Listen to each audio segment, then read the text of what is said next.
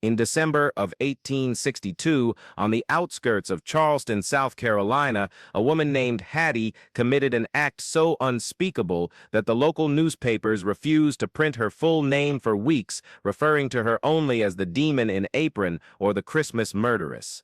On the eve of Christ's birth, as church bells rang across the coastal lowlands and wealthy families gathered for their traditional holiday feasts, Hattie boiled her master and his 4 legitimate sons alive in corn oil meant for the plantation's Christmas frying. The act was not sudden madness, as the authorities would later claim, but the culmination of 15 years of systematic brutalization, of a soul pushed beyond the boundaries of human endurance, of a system so morally bankrupt that it transformed human beings into instruments of their own damnation. You are now listening to Shadows of the South, where we unearth the most disturbing and forgotten stories of the slave-holding states, the tales that reveal what truly lay beneath the magnolias and mint juleps, beneath the facade of Christian gentility and Southern honor. The Ashmore plantation sat 7 miles inland from Charleston's bustling harbor, a sprawling cotton estate of nearly 2,000 acres worked by approximately 230 enslaved souls.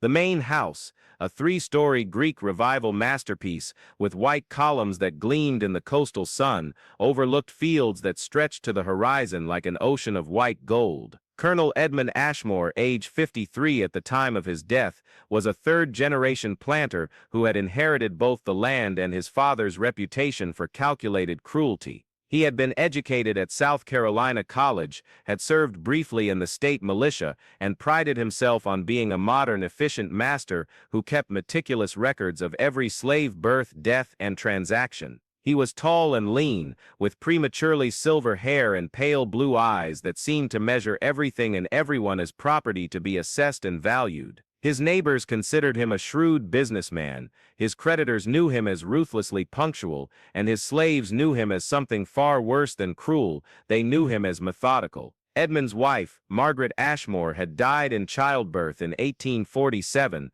leaving him with 4 sons: Edmund Jr., age 17 in 1862, Thomas, age 15, William, age 13, and the youngest, Robert, just 11 years old. The colonel had never remarried, claiming that no woman in Charleston society could match his late wife's breeding and that his devotion to her memory was absolute. This was, of course, a lie that everyone in the county understood but dared not speak aloud. The truth was that Colonel Ashmore had no need for a white wife because he had Hattie. Hattie had been born on the plantation in 1830, the daughter of a woman named Ruth, who worked in the house, and a father whose identity was recorded only as unknown in the plantation ledgers. By the time she was 14, Hattie had caught the colonel's attention not merely for her striking appearance, her skin the color of honeyed amber, her eyes an unusual shade of green that seemed to shift with the light, but for her quick mind and her ability to manage the household with an efficiency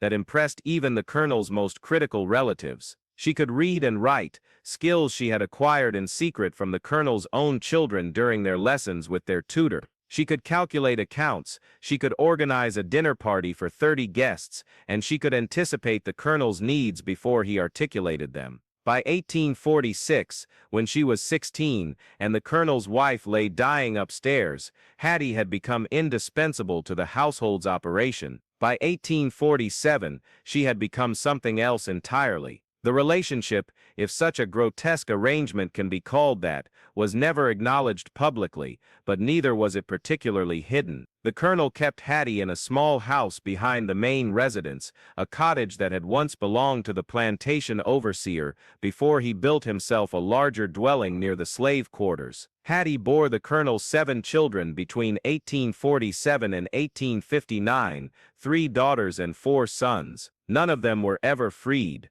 None of them bore the Ashmore name in any official capacity. They were listed in the plantation records with clinical precision. Hattie's girl, born March 1848, light-skinned, value estimated at $400, and so forth. The daughters were eventually sold away, dispersed to distant plantations when they reached adolescence, removed before their resemblance to the colonel became too obvious to polite society. The sons remained, performing labor in the fields and stables, living in the quarters with the other enslaved workers, forbidden from acknowledging their father except through averted eyes and the particular kind of silence that plantation society demanded. The colonel's legitimate sons, the white heirs to the Ashmore fortune, were raised to view this arrangement as perfectly natural. They were taught that slaves were property, that property existed to serve the master's pleasure and profit, and that any children born of such unions were themselves merely property,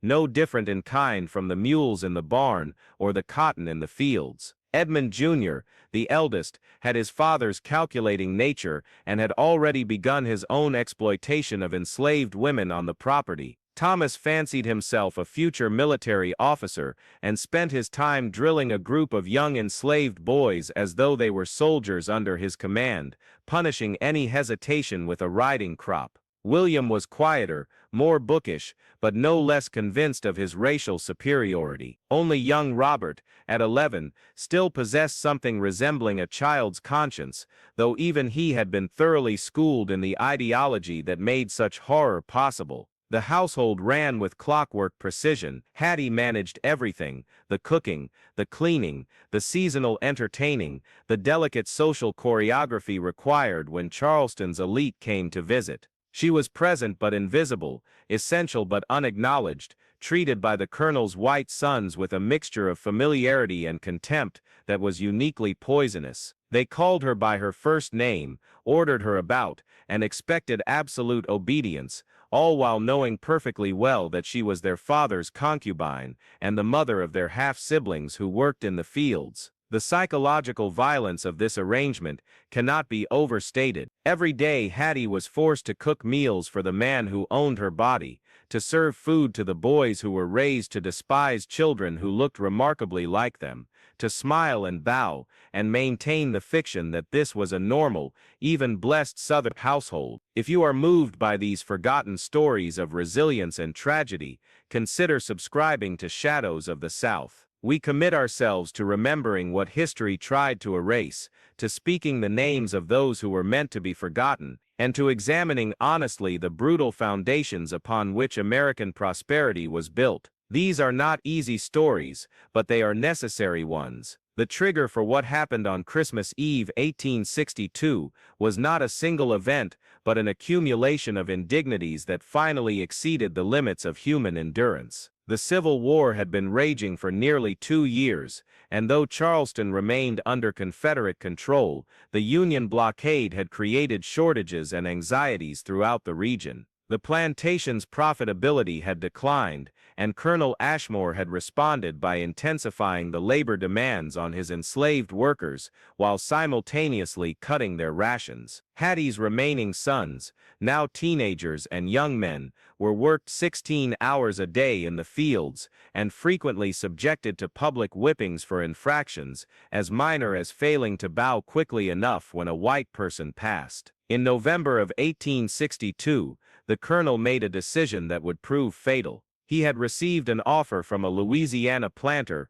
for 2 young male slaves, described as strong backs, suitable for hard labor. The colonel decided to sell Hattie's 2 eldest sons, young men aged 14 and 12, to this stranger who would take them over 1,000 miles away. When Hattie learned of this, she did something she had never done before. She begged. She went to the colonel's study, knelt before his desk, and pleaded with him to reconsider.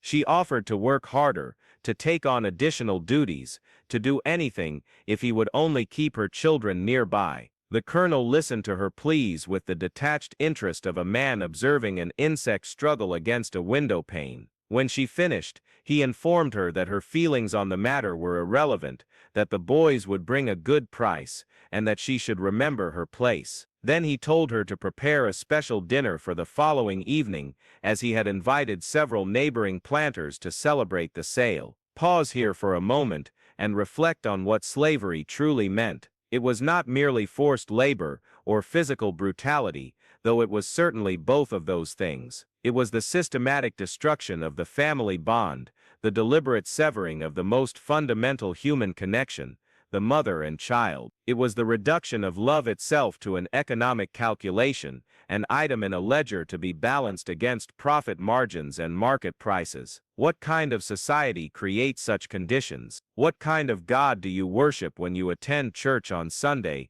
after selling a woman's children on Saturday? Hattie prepared that dinner. She roasted venison and quail, baked sweet potato pies, and set the table with the Ashmore family's finest china and silver. She served the colonel and his guests with perfect composure, refilling glasses and clearing plates, while the men laughed and discussed their business transactions. Her sons were sold 3 days later. She was not permitted to say goodbye. They were taken before dawn, chained in the back of a wagon, and when she tried to run after them, she was restrained by the overseer and locked in her cottage for 2 days as punishment for her hysteria. Something broke in Hattie after that. Those who knew her later testified that she became quieter, more withdrawn, but also somehow more purposeful. She continued her duties with mechanical precision, but the spark that had once animated her, the desperate hope that perhaps if she served well enough, worked hard enough, submitted completely enough, she might somehow protect what remained of her family, had been extinguished. In its place grew something else, something cold and patient, and absolutely certain of its purpose. The weeks leading up to Christmas were particularly busy at the Ashmore plantation. Despite the war and the economic hardships, the colonel insisted on maintaining all the traditional celebrations. He believed that displays of normalcy and prosperity were essential for maintaining morale, both among the white population and as a demonstration to the enslaved that the Confederate cause remained strong. Hattie was tasked with organizing an elaborate Christmas Eve feast for the family and a select group of guests, followed by a Christmas Day dinner for an even larger gathering. The menu was ambitious: roasted duck, ham, oysters brought from the coast, multiple vegetable dishes, and an array of desserts. The colonel also specifically requested a large batch of fried chicken, a holiday specialty, to be prepared using the plantation's best corn oil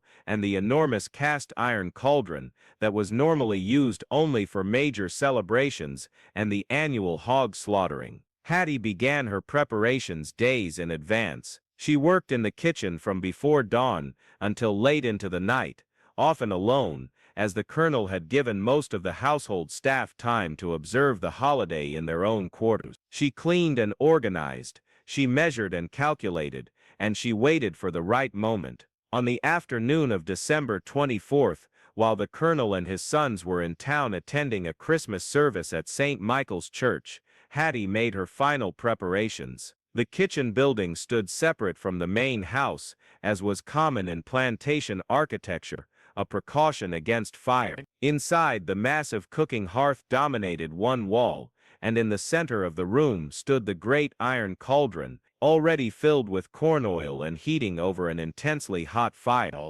Hattie had been heating the oil since early morning, adding wood to the fire beneath it, bringing the oil to a temperature that shimmered and smoked. Corn oil, when heated sufficiently, reaches temperatures far exceeding that of boiling water, creating a liquid that can cook meat in minutes and cause catastrophic burns on human flesh almost instantaneously. When the colonel and his sons returned from church in the late afternoon, Hattie greeted them at the main house with her usual composure. She informed them that dinner would be ready in approximately 2 hours and suggested that they might enjoy some mulled wine in the parlor while they waited. This was not unusual. The colonel often took a drink before dinner, and his sons had recently been permitted to join him. What was unusual, though no one noticed at the time, was that Hattie had prepared the wine herself and had added a substantial dose of laudanum, the opium-based medicine commonly used for pain relief and sleep.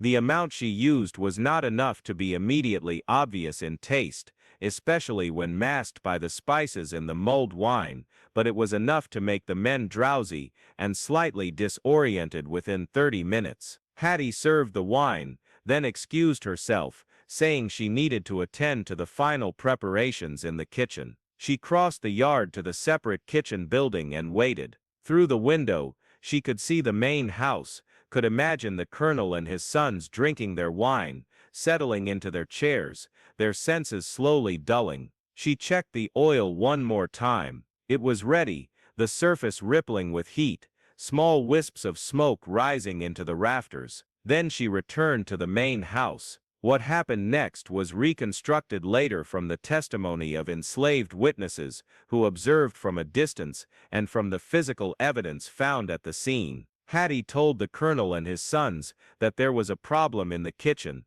something about the fire needing adjustment, and would they mind coming to have a look. The request was unusual, but the men were drowsy from the laudanum and accustomed to Hattie managing everything, so they followed her across the yard. Edmund Jr. came first, then Thomas and William, and finally the colonel, with young Robert trailing behind. The evening was cold and dark, the only light coming from the kitchen windows and the distant glow of fires in the slave quarters. When they entered the kitchen, Hattie closed the door behind them and dropped the heavy wooden bar across it, sealing them inside. The colonel, even dulled by the laudanum, immediately understood that something was wrong. He demanded that she open the door. Instead, she turned to face them, and for the first time in 15 years, she spoke to him not as a slave, but as a human being addressing her oppressor.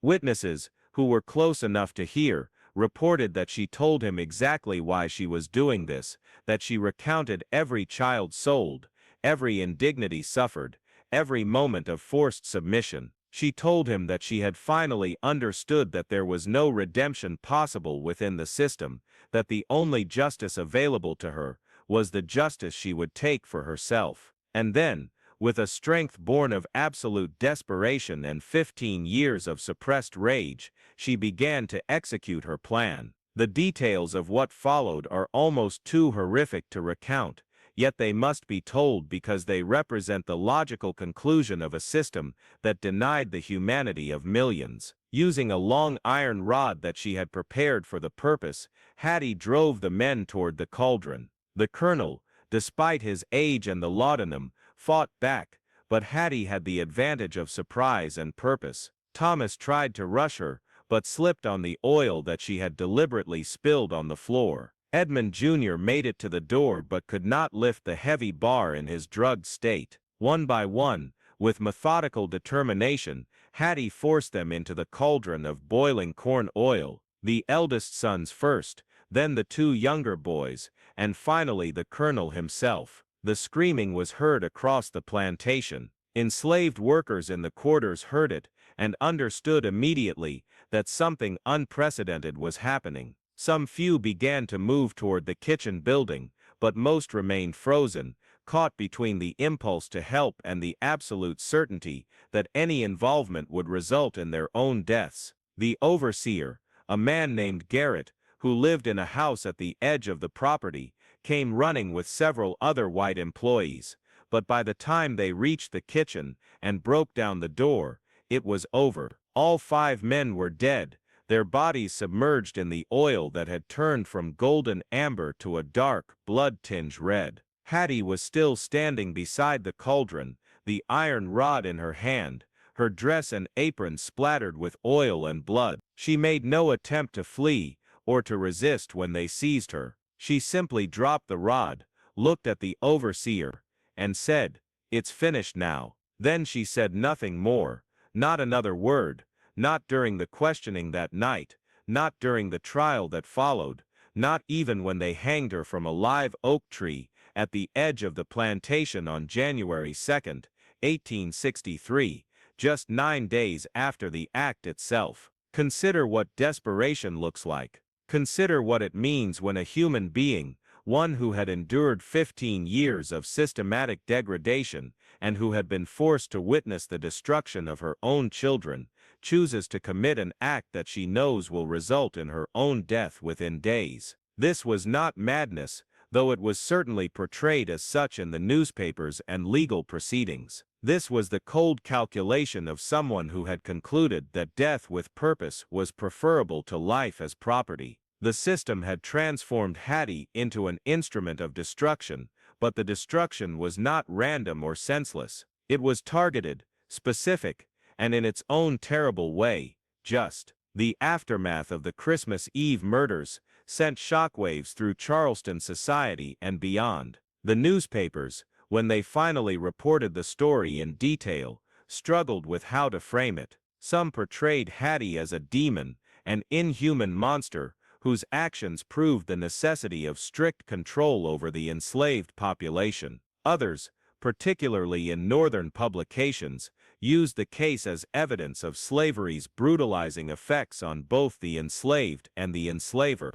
Ministers preached sermons about the incident, though they disagreed sharply on its meaning. Some saw it as proof of the savage nature of Africans and their descendants, while others dared to suggest that perhaps the system itself bore some responsibility for creating the conditions that led to such horror. The Ashmore plantation fell into chaos. With the colonel and all four of his legitimate heirs dead, the property passed to a distant cousin in Virginia, who wanted nothing to do with it. The enslaved population was sold at auction within weeks, dispersed to various buyers throughout the Deep South. The main house stood empty for years, gaining a reputation for being haunted, and was eventually burned during Sherman's march through South Carolina in 1865. The kitchen building, where the murders occurred, was torn down immediately after Hattie's execution, though people claimed for decades afterward that they could still smell burning oil on certain winter evenings when the wind blew from that direction. What became of Hattie's surviving children is largely unknown. The two sons who had been sold to Louisiana before the incident disappeared into the vast anonymity of slavery, their names lost to history. Her two youngest sons, who had been working in the fields at the time of the murders, were sold away immediately. One account suggests that they were purchased by a plantation in Mississippi, and that at least one of them survived to see emancipation in 1865. But this cannot be confirmed. As for the three daughters who had been sold years earlier, no records survive to tell us their fates. They vanished into the system, becoming nameless, forgotten, erased from memory like millions of others. The legal proceedings surrounding Hattie's case were brief and perfunctory. She was charged with 5 counts of murder, though the trial itself lasted less than a day. No defense was offered, as she refused to speak or cooperate with any attorney.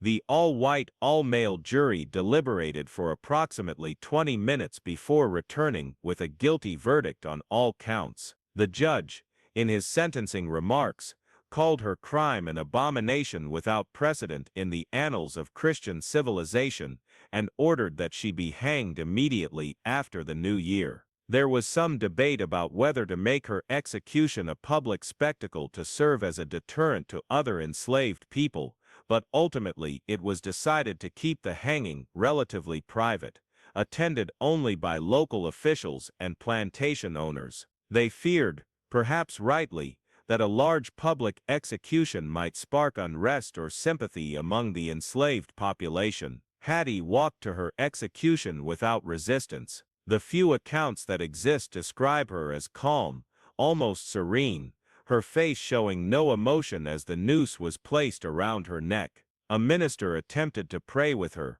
to extract some expression of remorse, but she remained silent. Her last recorded act was to turn her head slightly and look toward the east, toward where her cottage had stood, where she had lived for 15 years in a state of legal non-existence, and then the trap was sprung and she fell. She was buried in an unmarked grave somewhere on the plantation grounds, the location deliberately left unrecorded so that no one could visit or commemorate the site. Hattie of Charleston died on January 2, 1863, by hanging, for the crime of murdering her master and his 4 sons. The men she killed had held her in sexual bondage for 15 years, had fathered 7 children with her, while denying those children both freedom and acknowledgement, and had sold those children away from her as casually as they might sell livestock. The justice system that executed her was the same system that had denied her any legal recourse,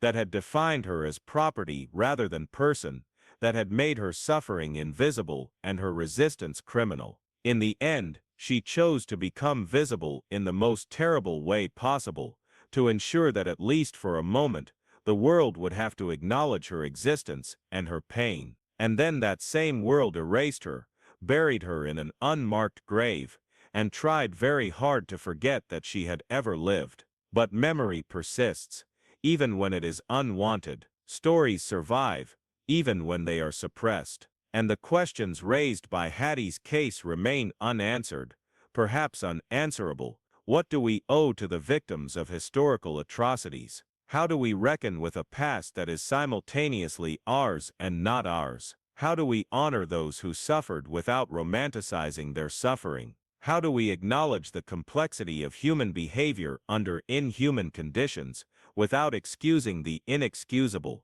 These are not easy questions, but they are necessary ones, and they demand that we look unflinchingly at the darkest chapters of our history, not to judge, but to understand, not to condemn, but to bear witness. The story of Hattie and the Christmas Eve murders of 1862 stands as a stark reminder of what happens when a society abandons its fundamental humanity, when it constructs elaborate legal and philosophical justifications for treating some people as less than human, when it allows economic interest to trump moral principle. The system of slavery poisoned everything it touched, destroying not only those who were enslaved, but also those who enslaved them, creating a moral wasteland where love became ownership, where family bonds were subordinate to property rights, where even the most basic human relationships were perverted into instruments of domination and exploitation. Hattie's act of desperate violence was a symptom of that poison, a final convulsion of a soul that had been systematically brutalized until it could endure no more. As we close this account, we must remember that Hattie was not unique. Across the South during the years of slavery, countless other women and men endured similar suffering, made similar calculations, and either chose submission or resistance based on circumstances we can barely imagine. Some survived, some did not. Some left records of their existence, most did not. They lived and died in a system designed to erase them, and only now, more than a century and a half later, are we beginning to piece together their stories, and to acknowledge the depth of the crime committed against them. Their names, their faces, their individual experiences have been lost to time, but their collective suffering shaped the nation we inhabit today, and their legacy demands that we remember, that we bear witness, and that we commit ourselves to ensuring that such systematic dehumanization never happens again. These stories from the shadows of the South reveal uncomfortable truths about power, about human nature, and about the corrosive effects of institutions that treat people as commodities. They show us that evil is not always dramatic or obviously monstrous. Sometimes it wears the face of respectability, sits in church pews, quotes scripture, and considers itself civilized. And they show us that resistance, when it finally comes from those who have been pushed beyond endurance, takes forms that disturb our comfortable moral categories, that force us to confront the terrible cost of oppression, not just for the oppressed, but for the entire society that perpetuates it. If these accounts move you, if they challenge you to think more deeply about our shared history and its ongoing consequences, please share them. Comment below with your reflections on what justice means when the law itself is unjust, or on how we can honor the memory of those like Hattie, whose stories were buried but not entirely forgotten. Subscribe to continue receiving these necessary, difficult accounts from America's darkest chapter, and join us in the essential work of remembering what was meant to be erased.